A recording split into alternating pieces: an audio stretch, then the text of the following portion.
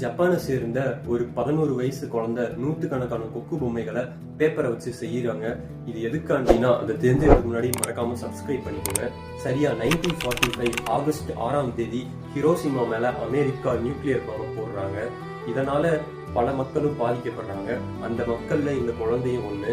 இந்த நியூக்ளியர் பாம்பு போட்ட டைம்ல அந்த பொண்ணுக்கு வெறும் 2 வயசு தான் இருந்தது. அப்போதைக்கு என்னதான் பெரிய அவங்களுக்கு அந்த நியூக்ளியர் அட்டாக் பெருசா இம்பாக்ட் கொடுக்கலனாலும் சில வருஷங்கள் ஓட ஆரம்பிக்குது. சரியா அந்த அணுகுண்டு வீசி 10 வருஷம் கழிச்சு அந்த சடோ போன்ற குழந்தைக்கு அந்த ரேடியேட்டிவ் இம்பாக்ட் வருது. இதனால அவங்க ஸ்கூல்ல விளையாடிட்டு இருந்த இந்த டைம்ல ரத்த வாந்தி எடுக்க ஆரம்பிச்சிருக்காங்க. அதுக்கப்புறம் தான் இவங்களுக்கும் அந்த நியூக்ளியர் அட்டாக்ல பாதிப்பு ஏற்பட்டிருக்குன்னு சொல்லி அவங்க குடும்பத்தாருக்கு தெரிஞ்சிருக்கு. சரியா இவங்களுக்கு 11 வயசு இருக்கும் போது தான் இந்த நோயவே கண்டுபிடிக்கிறாங்க. அதனால அவங்களுக்கு ரொம்பவுமே டைம் ஆயிடுது. இதனால அவங்களுக்கு உடல்நல ரொம்பவுமே ஒவ்வொரு நாளும் மோசமாயிட்டே வருது.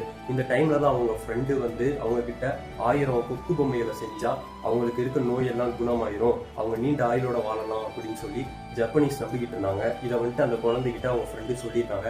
இதை நம்பி அந்த குழந்தையும் ஒவ்வொரு நாளும் 20, 30ன்னு சொல்லி கொக்கு பொம்மைகளை செய்ய ஆரம்பிக்கிறாங்க. அவங்களுக்கு கிடைச்ச அந்த கார்ட்போர்டு அண்ட் பேப்பரை வச்சு செய்யறாங்க.